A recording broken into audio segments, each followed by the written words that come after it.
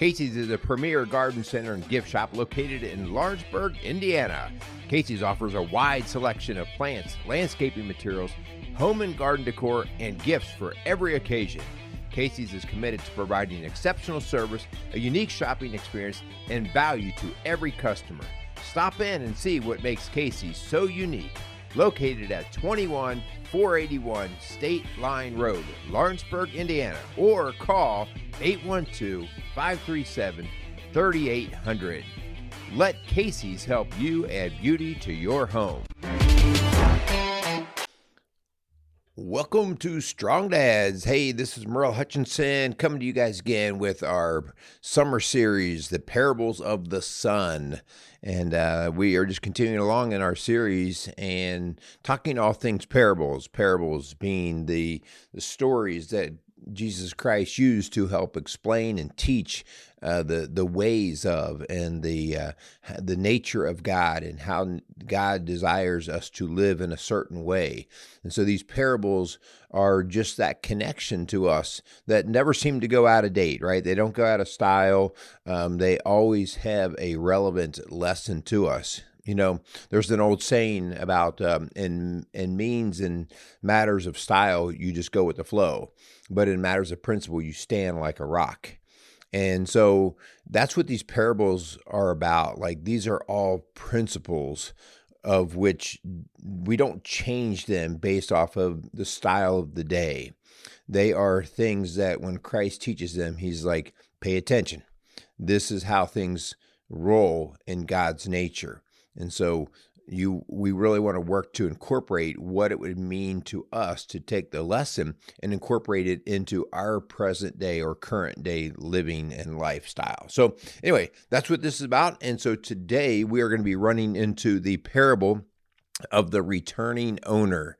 The day and the hour are unknown. So this is going to be out of Mark 13:32 through 37. And a little disclaimer, I'm never claiming to be a theologian of any sort. These are just me taking the nuggets of information out of these parables and seeing how I can maybe practically apply them, thoughts that come to my mind. And I'd like to hear what the thoughts are in your mind. So it's not a matter of whether we get it necessarily perfectly right as much as we go, how does this apply to me? All right. So with that being said, let's take some time to thank our sponsors. We want to thank Quality Auto Mart and Casey's Outdoor Solutions for coming alongside of the Strong Dads podcast. So thanks to those guys and the support that they give us and the allowing us really to just put these messages out. Hopefully you find them helpful. All right. So let's get right into the parable. So I want to read the parable like I've been reading on all of these, just because some of these you've heard, I'm sure, but I just want to make sure that you and I are talking and hearing the same words in our discussion today, okay?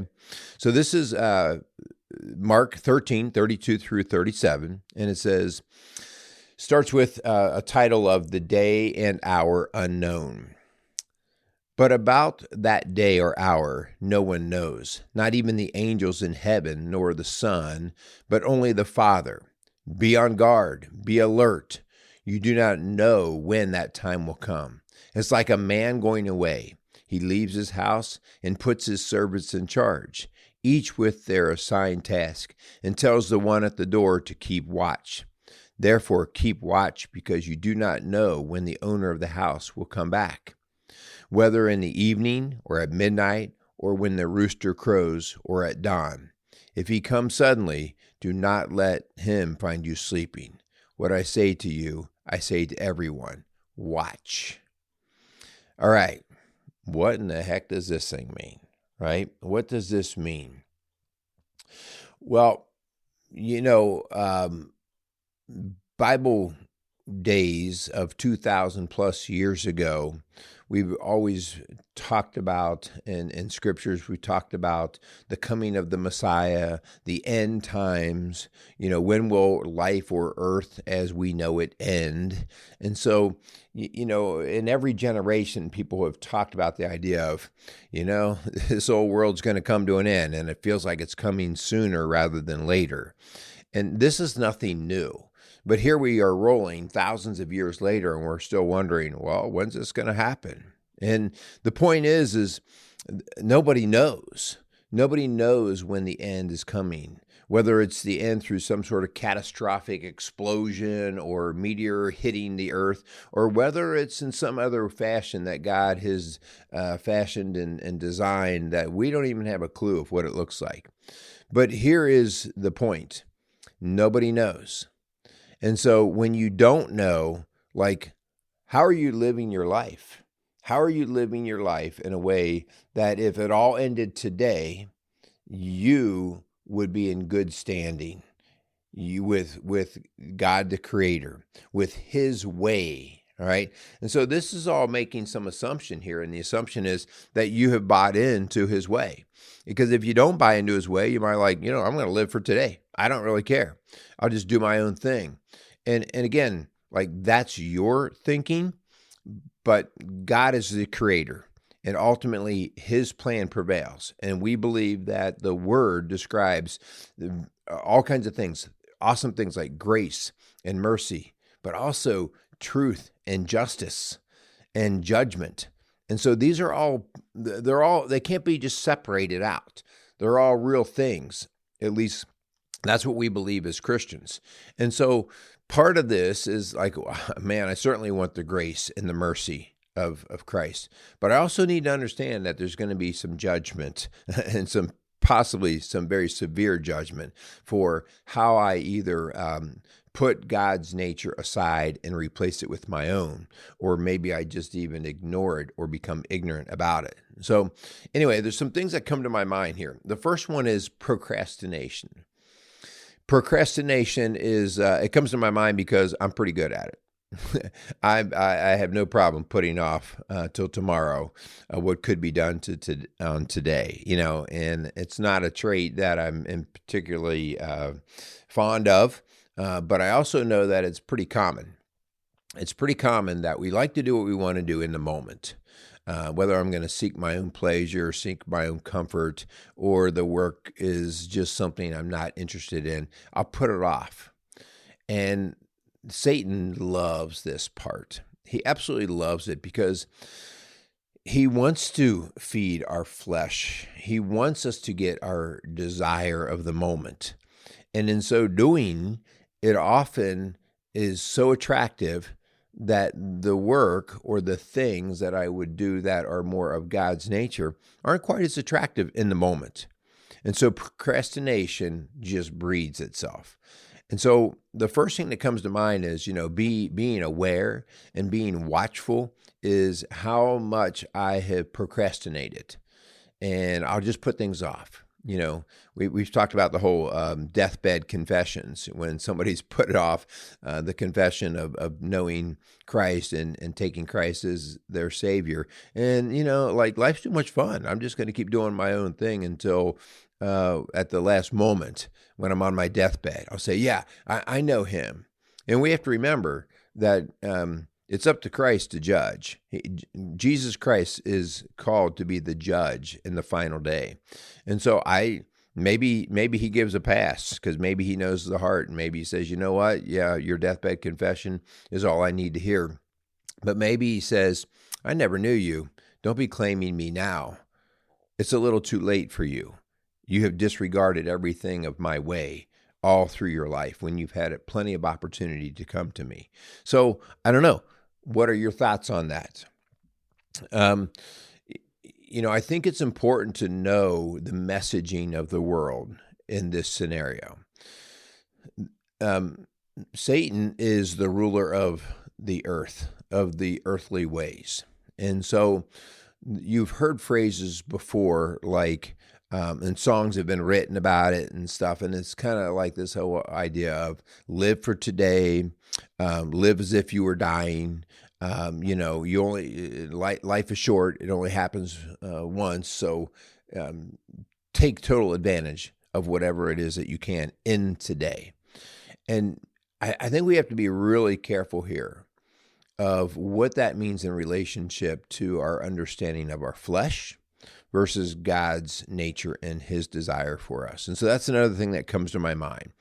How often do I just go with my flesh in the moment? Because life is short and I only get to live once. And so I want to check my bucket list to please me. How about this? Another thing comes to mind, like if I'm having to be watchful.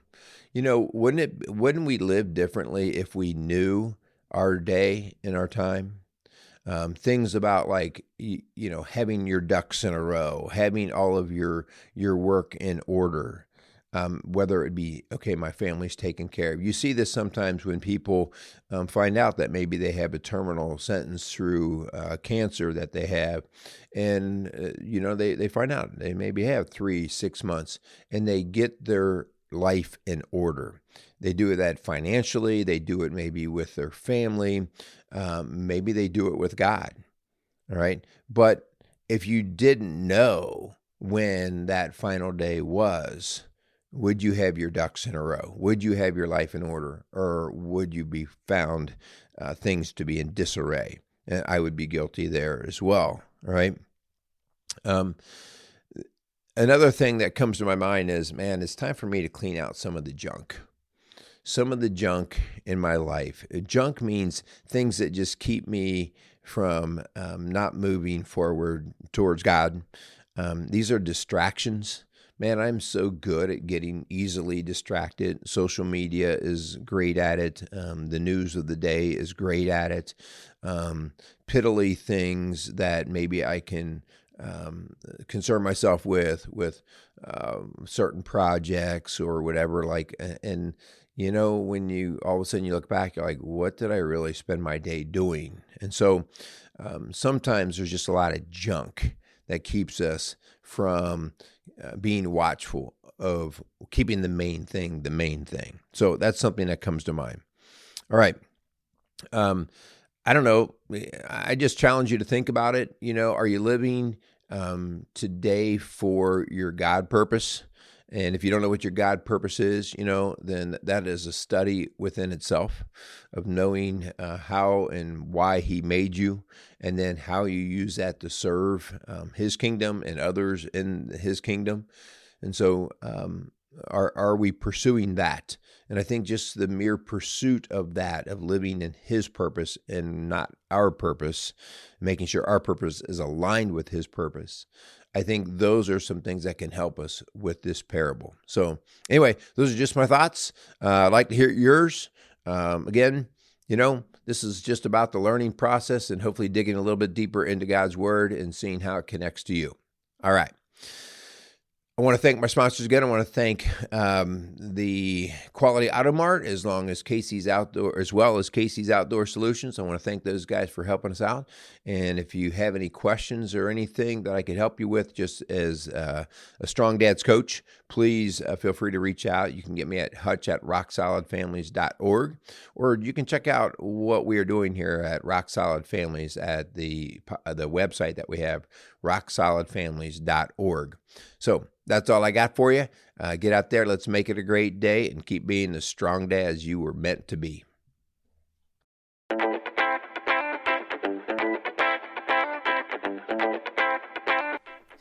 Strong Dads wants to thank Quality Auto Mart for joining us as a sponsor. Quality Auto Mart was born in 1985. They are owned and operated by Mark and Nancy Repke. Quality Auto Mart provides all the services, repairs, and maintenance for your vehicle's needs, with a 3-year auto parts and labor warranty. They offer complimentary vehicle safety inspection and estimates. Also, they offer a shuttle service, and the 4th oil change is always on them. They are located at 7307 on State Road 46 in Batesville, Indiana. Make sure you give them a call at 812-934-2301.